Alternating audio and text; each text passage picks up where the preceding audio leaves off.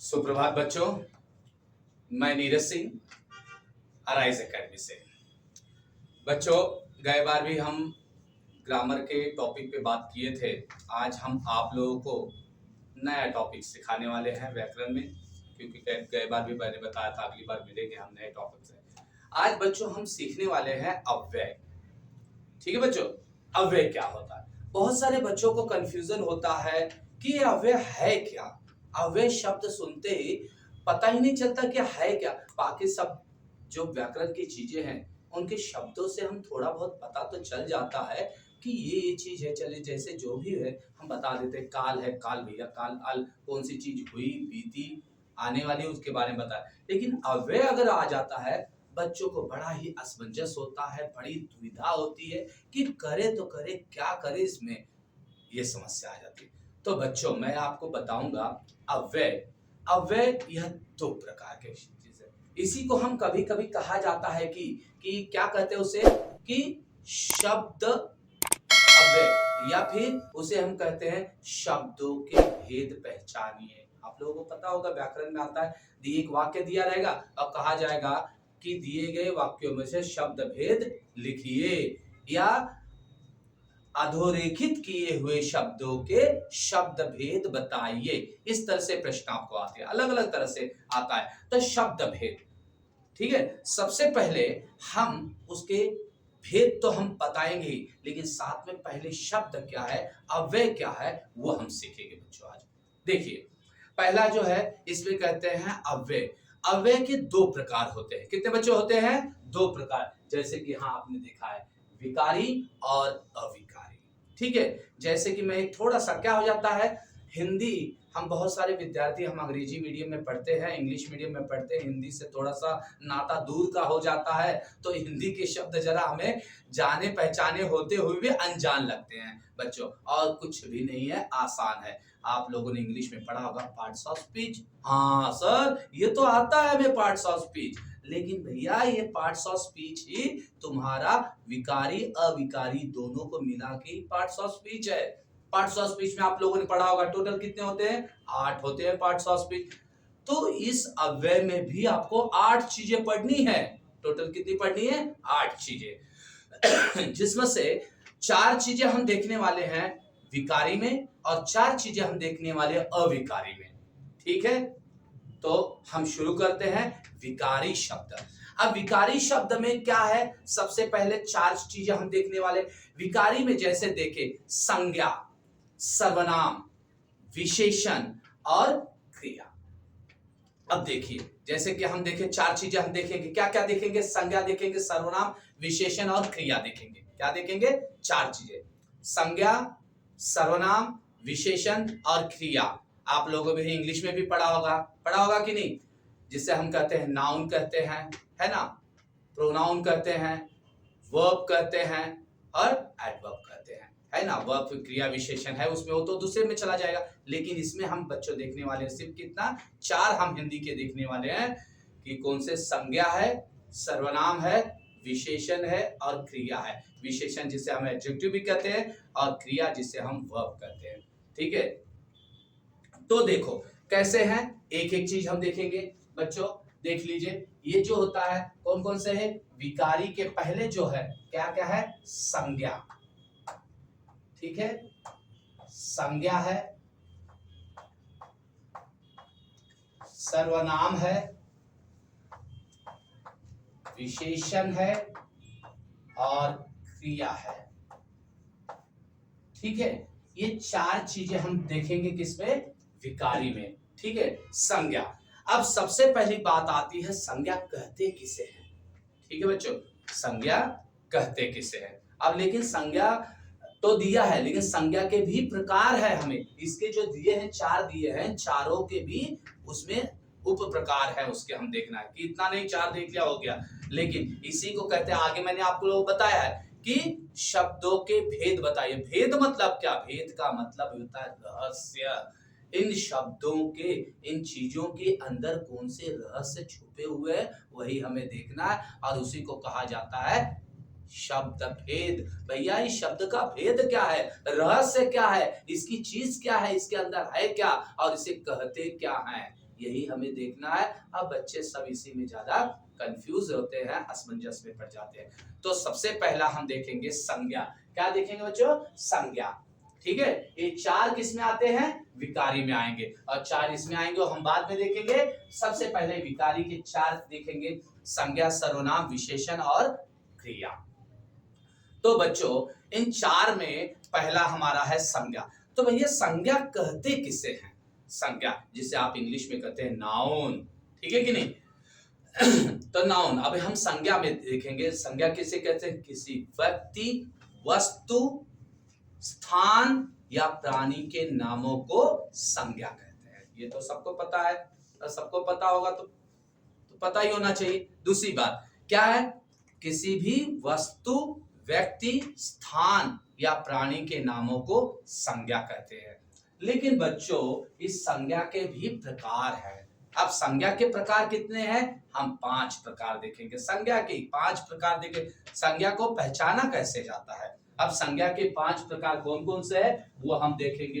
पहला प्रकार देखेंगे व्यक्तिवाचक। पहले मैं बता दूं कौन कौन से हैं 5 प्रकार।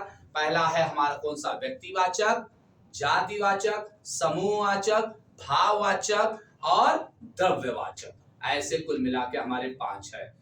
5 है, और पांचों को किस तरह से हम पहचानेंगे? यही सबसे बड़ी असमंजस होती है, यही सबसे बड़ा द्विधा होती है, और इसी को कहा जाता है कि शब्दों के भेद पहचानिए। दिया हुआ वाक्य होता है और उस वाक्य में आपको अंडरलाइन किया होता है, अधोरेखित किया होता है, और कहा जाता है अधोरेखित शब्द का भेद पहचानिए। अब कौन सा है भेद पता नहीं है। अब जैसे मैंने एक वाक्य बता देता हूं, राम विद्यालय गया था, अब राम के नीचे अंडरलाइन कर दिया और कहा अधोरेखित कर दिया, और कहा गया बच्चों दिए गए वाक्य में अधोरेखित किए हुए शब्दों के भेद पहचानिए। अब राम के शब्द के नीचे अधोरेखित किया हुआ है, अंडरलाइन किया हुआ है, तो इसका भेद क्या पहचानेंगे?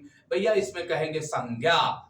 ये तो आसान है, लेकिन ठीक है संज्ञा है, लेकिन संज्ञा का कौन सा प्रकार है? संज्ञा में तो हमने 5 प्रकार देखे हैं। अब उन 5 प्रकार में कौन सा प्रकार है? जब बच्चों किसी भी व्यक्ति का खास तौर पे नाम से पुकारा जाता है, नाम लिया जाता है, तब उसे हम क्या कहेंगे? व्यक्तिवाचक संज्ञा। किसी भी वस्तु का नाम जब ले लो, जिसे नाम से हम पुकारें, जैसे मैं कल पुणे गया था, अब पुणे को अंडरलाइन किया है तो पुणे क्या होगा? व्यक्तिवाचक नाम। मैंने पहले बताया आप लोगों को कि संज्ञा किसे कहते हैं? किसी भी व्यक्ति, वस्तु, स्थान, प्राणी के नाम को संज्ञा कहते हैं। तो बच्चों पहला वाक्य हमारा क्या था? राम विद्यालय जाता है, ठीक है। राम विद्यालय जाता है, राम के नीचे अधोरेखित किया हुआ है, राम का अंडरलाइन किए हुए या अधोरेखित किए हुए शब्द का भेद पहचानिए। तो शब्द का भेद क्या? सब तो आसानी कहेंगे सर राम है, राम तो संज्ञा है, लेकिन संज्ञा में कौन सा उसका उप प्रकार है? वही कहलाता है शब्द भेद। शब्दों के भेद को पहचानना मतलब ही संज्ञा। संज्ञा में प्रकार कौन सा? संज्ञा में यह प्रकार है व्यक्तिवाचक संज्ञा, जब किसी व्यक्ति का, क्या वस्तु का या स्थान का नाम हो। दूसरा मैंने वाक्य कहा था मैं कल पुणे जाऊंगा या मैं कल पुणे गया था, इसमें शब्द आया पुणे, पुणे को अधोरेखित किया हुआ है, तो पुणे क्या आएगा? यह भी आएगी संज्ञा, लेकिन संज्ञा का उप प्रकार आएगा व्यक्तिवाचक संज्ञा। अब कुछ लोग बच्चे कहेंगे सर ये तो पूना है, इसमें व्यक्तिवाचक और व्यक्ति तो गायब है इसमें से। अरे बच्चों पहला ही डेफिनेशन हमारी संज्ञा क्या है? संज्ञा जिसे हम डेफिनेशन कहते हैं, किसी भी व्यक्ति, वस्तु, स्थान या प्राणी के नाम को संज्ञा कहते हैं। तो बच्चों संज्ञा मतलब वही स्थान, तो पुणे क्या है? किसी स्थान का नाम है, तब उसे हम व्यक्तिवाचक ही नाम कहेंगे। जब कहीं नाम आता है तो व्यक्तिवाचक कहलाएगा, ठीक है। तो पहला कौन सा हमारा है? व्यक्तिवाचक। यह हो गया व्यक्तिवाचक संज्ञा। अब व्यक्तिवाचक संज्ञा हो गया। अब दूसरा हमारा कौन सा प्रकार है? जातिवाचक हम देखेंगे। अब भैया जात तो हिंदुस्तान में बहुत सारी है, तो इसमें तो आज उसी के ऊपर तो बड़ी सब युद्ध हो रहे, आरक्षण चल रहा, क्या क्या चल रहा है, लेकिन हम देखेंगे भैया शब्दों की जाति देखेंगे, ठीक है। जातिवाचक संज्ञा। इसमें जातिवाचक संज्ञा में जातियां देखेंगे। किसकी जातियां? इंसानों की नहीं जातियां हम देखेंगे, हम देखेंगे इसमें शब्दों की जातियां देखेंगे। किसके बच्चों देखेंगे? शब्दों की जातियां। अब जातियां मतलब क्या है? जब कभी हमें किसी समूह के बारे में कहा जाता भैया जात कही जाती है, साधारण वाक्य कर भैया तुम कौन हो? हम हिंदू हैं, हम मुस्लिम हैं, हम क्रिश्चियन हैं, ये भैया हमारा जात है। लेकिन धर्म के आधार पे जाति बनी, वो तो छोड़ो, इस मामले में ना हमको पढ़ना है, हमें भैया पढ़ाई करनी है। तो हम देखेंगे अपने शब्दों की जातियां। शब्दों की जातियां क्या है? शब्द किस जाति में आते हैं? अब बच्चों इसमें देखा है, पहला हमने देखा है व्यक्तिवाचक संज्ञा, जिसमें व्यक्ति के नाम को बचाए। अब जातिवाचक, मैंने कहा राहुल कल अपने घर से कुछ पौधे लाना।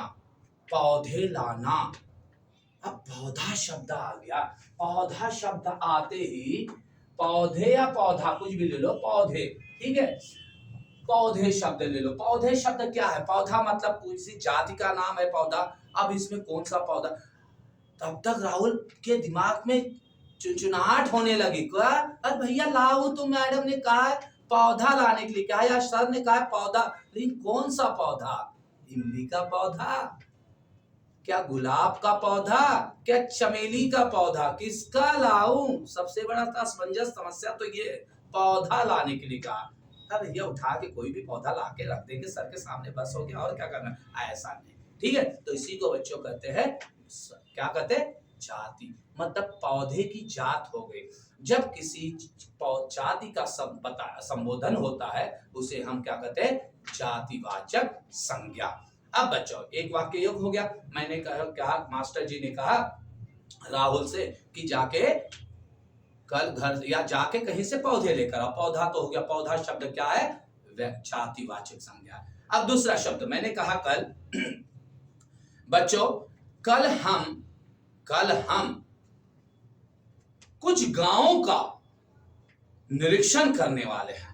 अब भैया गांव का निरीक्षण करने वाले हम कौन से गांव का? यहाँ तो हमारे हिंदुस्तान पे 1800 गांव, 1800 में तो ऐसे कह दे रहा, कई गांव है। अब कौन से गांव की बात है हमें क्या पता? गांव शब्द जो आ गया है ये क्या है? जातिवाचक। गांव की जाति है। अब कौन सा गांव? फला गांव, अमाका गांव, धमाका गांव, बहुत सारे गांव है। कौन से गांव की भैया हम तो नहीं जानते। हम तो रहते हैं भैया यहाँ के चिंचवड़ गांव में। अब ये चिंचवड़ गांव है तो चिंचवड़ की बात करेंगे हम, या आकुड़ी की बात करेंगे। तो एक किसी गांव की बात हो तो बात अलग है, ठीक है। दूसरी चीज बता, ये तो गांव शब्द जब किसी नाम न लिया जाए, अगर मैंने वही कहा होता है कल राहुल हमें बच्चों को लेकर, सभी विद्यार्थियों को लेकर कहाँ जाना है? कहाँ जाना है? आकुड़ी गांव जाना है, तब तो कहेगा। अब बताओ बच्चों इसमें कौन सा अव्यय है या शब्द भेद है? इसमें कौन सा शब्द भेद आया? तो कहेंगे सब तो ये तो संज्ञा है। संज्ञा में कौन सा है? व्यक्तिवाचक संज्ञा है। क्यों? क्योंकि आकोडी गांव बताया, पर्टिकुलर खास तरह के उस गांव का नाम बता दिया है। अब गांव का नाम बता दिया तो व्यक्ति हो गया, स्थान का नाम हो गया। लेकिन कह दिया अगर हमें कल कुछ गांव का मुआयना करना है, निरीक्षण करना है। अब कुछ गांवों का मतलब क्या मालूम कौन से गांव का करना है? गांव मतलब बहुत सारे गांव है, अब पता नहीं किस गांव का नाम दिया जाएगा। तो वहां पे आगा जातिवाचक संज्ञा, मतलब कौन सा? जाति। इसमें जाति बताई जा रही। अब जैसे मैंने पहला कहा पेड़ पौधा, अब मैं दूसरा कहता वहां कुछ बहुत सारे, उस गार्डन में या उस बागीचे में बहुत सारे पेड़ है। अब पेड़ शब्द को अंडरलाइन कर दिया है। अब पेड़ शब्द है, अब कहा जाएगा पेड़ कौन सा है? इसमें बताओ शब्द भेद कौन सा है? बताओ बच्चों, अंडरलाइन पेड़ को किया हो तो कह देंगे तो संज्ञा है। लेकिन संज्ञा में कौन सा उप प्रकार है यह तो हमको पता नहीं, तब जानना पड़ेगा। पेड़ किसी नाम का, किसी खास पेड़ का अगर नाम दिया है तो व्यक्ति में चला जाएगा। लेकिन जब पेड़ का नाम ही नहीं दिया हो तो किसमें आ जाएगा? किसमें आएगा? नहीं बता पा रहे हो। इसमें आएगा हमारा जातिवाचक। पेड़ क्या है? जाति है। अब दूसरा मैं बता दूं, अब क्या हो गया? लड़का। लड़का भी जाति है। लड़का भी क्या है? जाति है। अब कौन सा लड़का है? मैं कहूंगा जाओ उस क्लास से किसी एक लड़के को बुला के लेकर आओ। अब कौन से लड़के को बुला के लेकर आओ, तो ये तो हमें पता ही नहीं, नाम तो बताया जी नहीं मास्टर जी ने, तो कौन से लड़के को लाओ, तो लड़का भी एक जात होगी। जब हमें किसी भी चीज को पहचानने के लिए खास तरह का हमें निर्णय नहीं लेना, निर्देशन नहीं दिया जाता, तब तक हम उस चीज को पहचान नहीं पाएंगे। इसलिए बच्चों इसे कहते हैं व्यक्तिवाचक संज्ञा। किसे? जब अगर किसी व्यक्ति का नाम दिया हो, और जब कभी किसी व्यक्ति का नाम न दिया हो तो हम उसे कहेंगे जातिवाचक संज्ञा। दो चीजें समझ में आई। अब तीसरा हम देखेंगे भाववाचक संज्ञा। तीसरा कौन सा है बच्चों? हमारा भाववाचक। ये सभी बच्चों मैं आपको संज्ञा के ही प्रकार बता रहा हूं। ये सभी किसके है प्रकार? संज्ञा के ही प्रकार है। समझ में आए? ये सभी संज्ञा के ही प्रकार है। संज्ञा के 5 प्रकार। पहला है व्यक्तिवाचक, दूसरा है जातिवाचक और तीसरा है भाववाचक। भाववाचक किसे कहते हैं? भाव मतलब किसी का भाव नहीं चढ़ जाना, वो भाव अलग है। यहाँ पे भावनाएं होती हैं। अब भैया भाव भी किसी को बोलता है तुमको बहुत भाव चढ़ गया है। अब भाव चढ़ गया, भाव वो भी क्या है? यही इसी का रूप है। भाववाचक संज्ञा, वो भी संज्ञा कहलाएगा। भाववाचक संज्ञा। भाववाचक संज्ञा का मतलब बच्चों होता है जिन चीजों को हम देख नहीं सकते, सिर्फ महसूस कर सकते हैं, ऐसी चीजों को ही, ऐसे शब्दों को हम क्या कहते हैं? भाववाचक संज्ञा। अब भाववाचक कहा कि जिसकी हम मतलब जिसे हम दिखा नहीं सकते। अब मैंने कहा मेरी माता मुझसे बहुत प्रेम करती है, या बहुत प्यार करती है, या बहुत स्नेह करती है। स्नेह शब्द अच्छा है, ठीक है। मेरी माता मुझसे बहुत ज्यादा स्नेह करती। अब स्नेह शब्द को अंडरलाइन कर दो। अब कह दिया जाए कि बच्चों दिए गए वाक्य में अधोरेखित किए हुए शब्दों के भेद पहचानिए। अब वहां पे स्नेह शब्द को अंडरलाइन किया हुआ है। अब क्या कहोगे? अब कहोगे कुछ तो स्नेह को तो समझ में नहीं आता। स्नेह क्या? हमारे मास्टर जी ने तो कहा था किसी वस्तु, व्यक्ति, स्थान के इनाम को संज्ञा कहते हैं, इतना तो हम जानते हैं। लेकिन उस संज्ञा का है रूप क्या? संज्ञा में प्रकार बच्चों आ जाते हैं। लेकिन संज्ञा में प्रकार जब आते हैं तो उसे हम देखना है। जैसे भाव है, स्नेह करना मतलब प्रेम करती है माता हमसे, और वही स्नेह जो हम दिखा नहीं सकते, सिर्फ उसे हम महसूस कर सकते हैं। तो स्नेह क्या हो गया बच्चों? भाववाचक। वह अपने माता के वियोग में बड़ा दुखी है। वियोग शब्द भी है या दुखी भी शब्द आ जाता है कि वह अपनी माता के वियोग में या माता के न रहने पे बड़ा दुखी है। अब माता के न रहने पे दुखी है तो दुखी शब्द क्या है? यह भी भाववाचक संज्ञा है। इसमें भाव दिख रहा है। कौन सा भाव न दर्शा रहा है? यहाँ पे दुख का भाव, दुखी है। और वहां पे हमने कहा था स्नेह मतलब प्यार का भाव दर्शा रहा है। समझ में? मैं उसे देख के बड़ा ही क्रोधित हो गया। क्रोध शब्द आया है। क्रोध क्या है? भाव दिखा रहा है, गुस्से वाला भाव दिखा रहा है। वह शब्द किसको दिखा रहा है? गुस्से का भाव दर्शा रहा है। मतलब ये भी क्या है? भाववाचक संज्ञा। समझ में?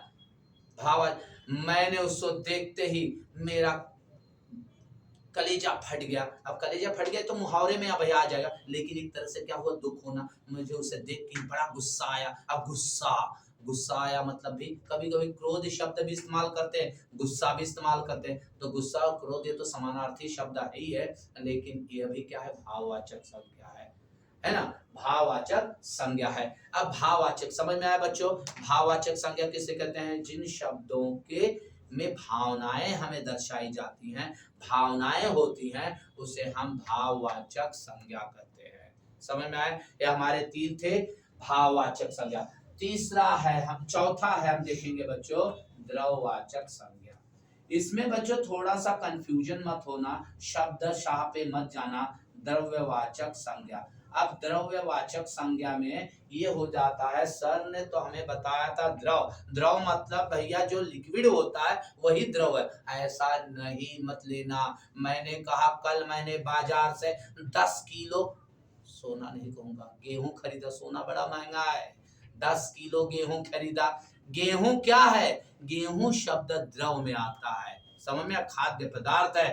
तो गेहूं क्या है, द्रव्यवाचक संज्ञा है। मतलब जिन वाक्यों में या जिन शब्द से हम पदार्थों को पहचाना जाता है, पदार्थों को पहचानते, पदार्थों के नाम दिए जाते हैं, उसे हम द्रववाचक संज्ञा कहेंगे। वो भी संज्ञा है। गेहूं क्या है, संज्ञा, क्योंकि नाम है किसी चीज का, किसी पदार्थ का नाम है, लेकिन पदार्थ है मतलब होता है द्रव्यवाचक। अब मैंने कहा कल मैंने दूध बाजार से 2 लीटर दूध खरीदा, दूध क्या है, द्रव है। हाँ, यहाँ तो भाई ये बात सही है, द्रव, दूध है द्रव, लेकिन गेहूं हजम नहीं होता। नहीं भैया, हजम करना पड़ेगा क्योंकि वो भी द्रव है, पदार्थ है। ठीक है।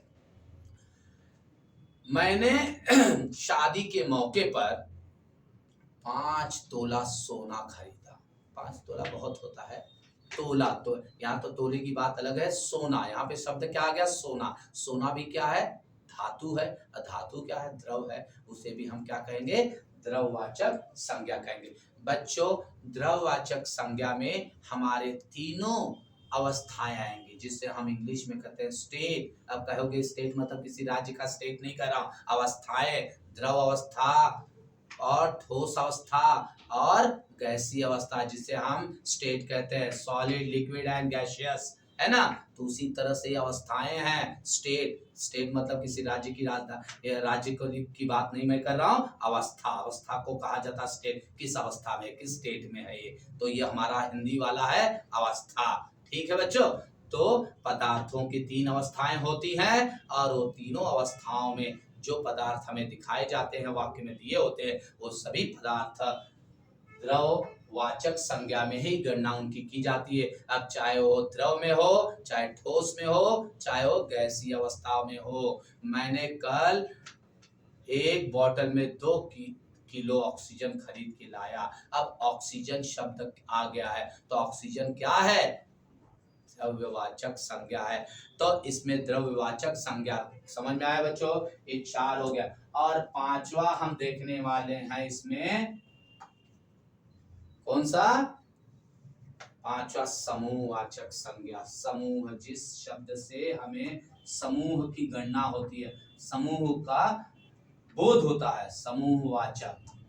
ठीक है, समूहवाचक संज्ञा, समूहवाचक मतलब जिसमें हमें समूह का बोध होता हो, जिस शब्द से हमें समूह का बोध होता हो। जैसे बच्चों में एक उदाहरण देता हूं।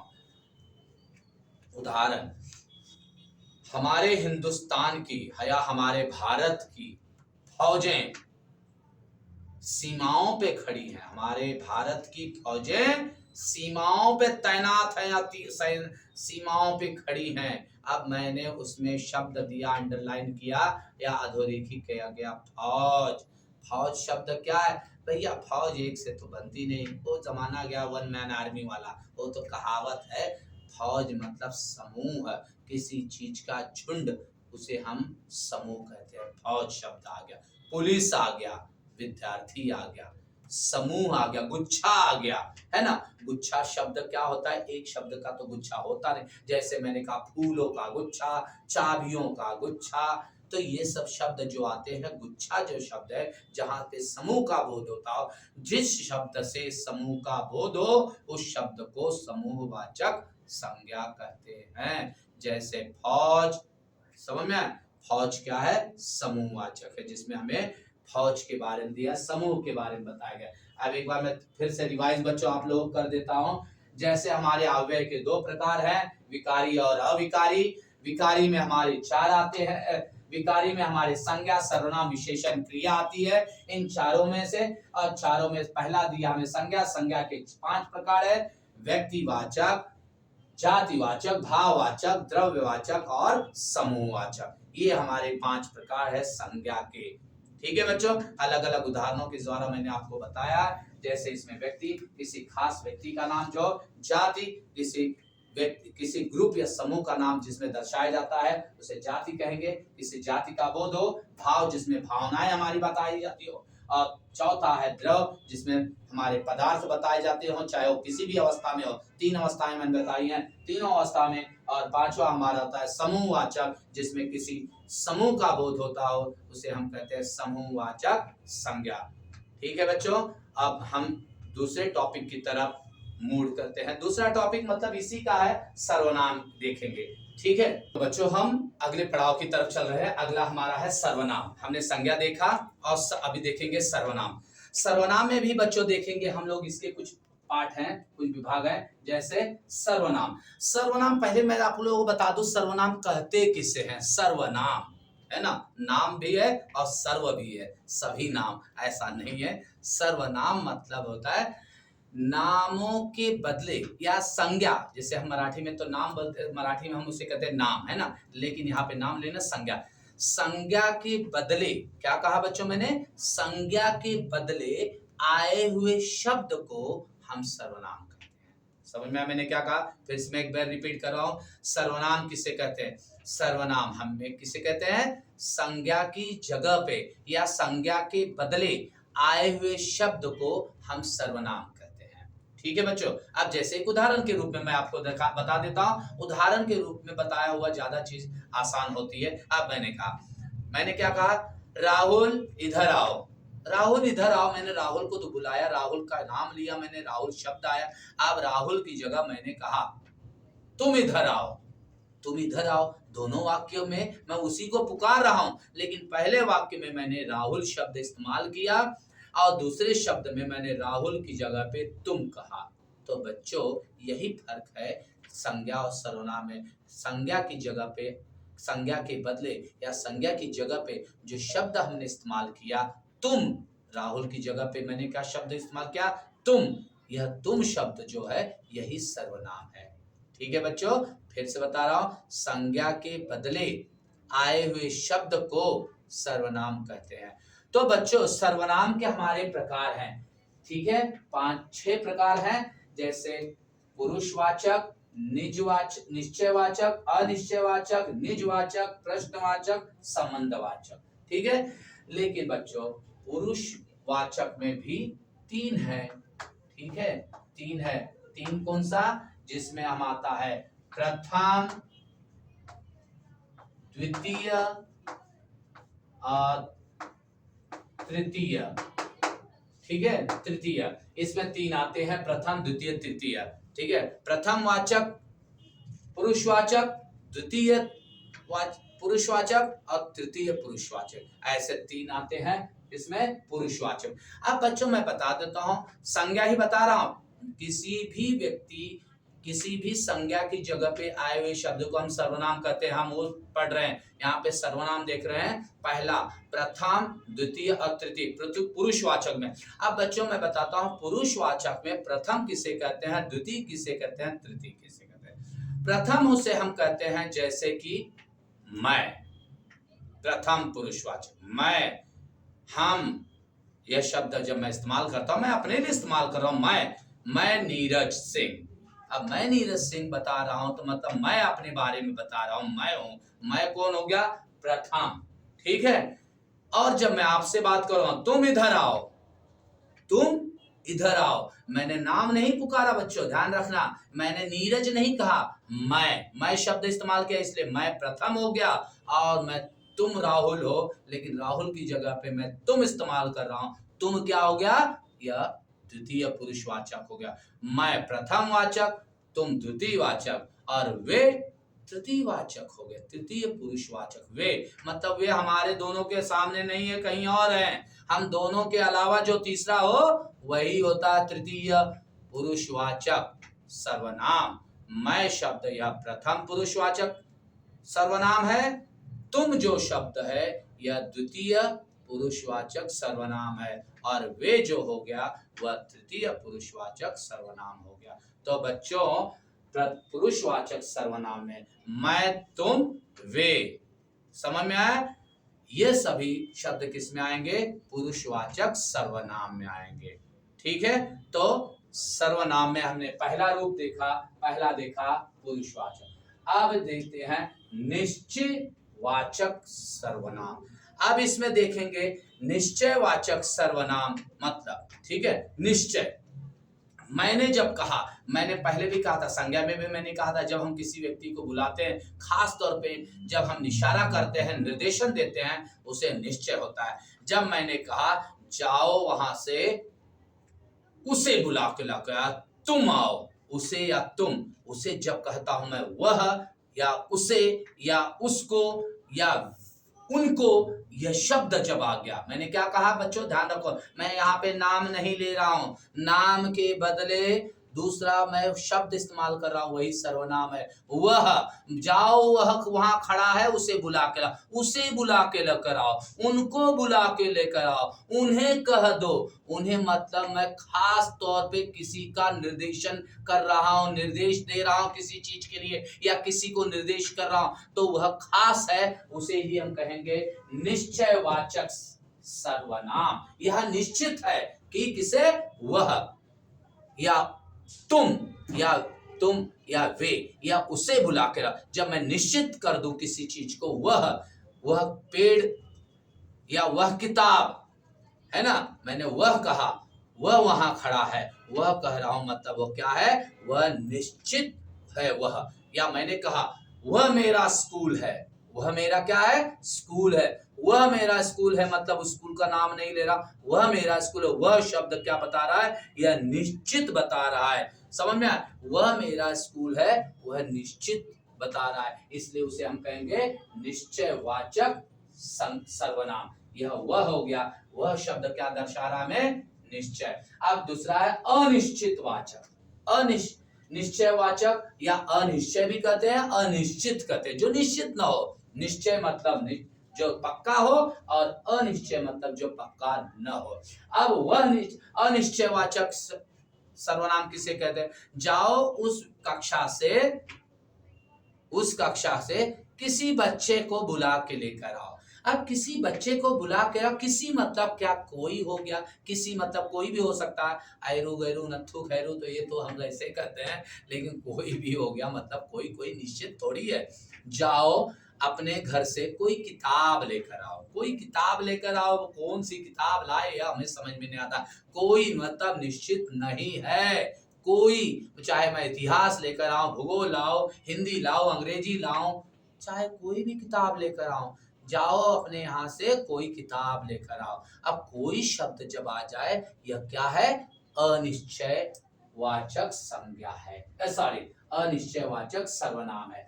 दूसरा है निजवाचक।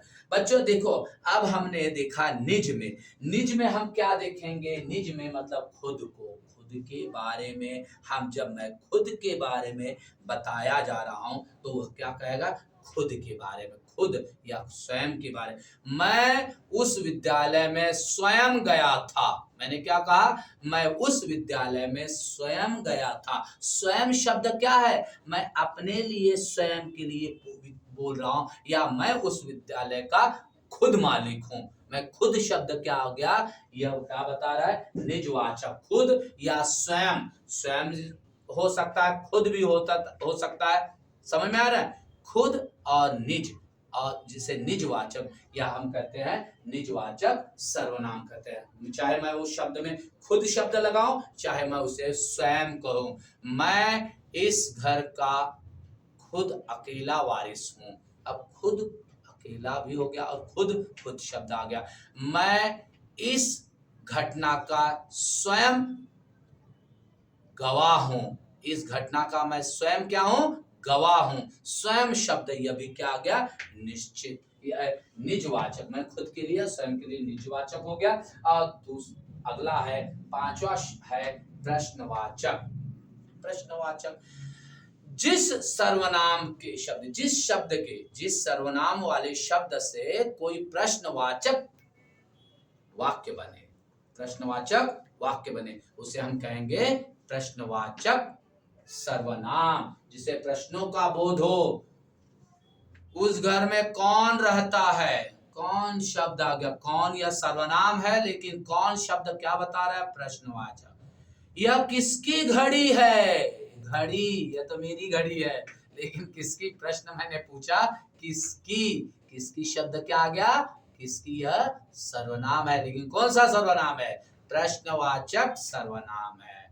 वहां कोई खड़ा है, यार ये तो वाक्य मैंने बता दिया, लेकिन प्रश्न कैसे है, कौन है वहां पे, कौन शब्द, किसका है घर, यह किसका शब्द है, यह घर किसका है, किसका क्या आ गया, प्रश्नवाचक आ गया। समझ में आया? कौन, किसका, किसकी, समझ में आया?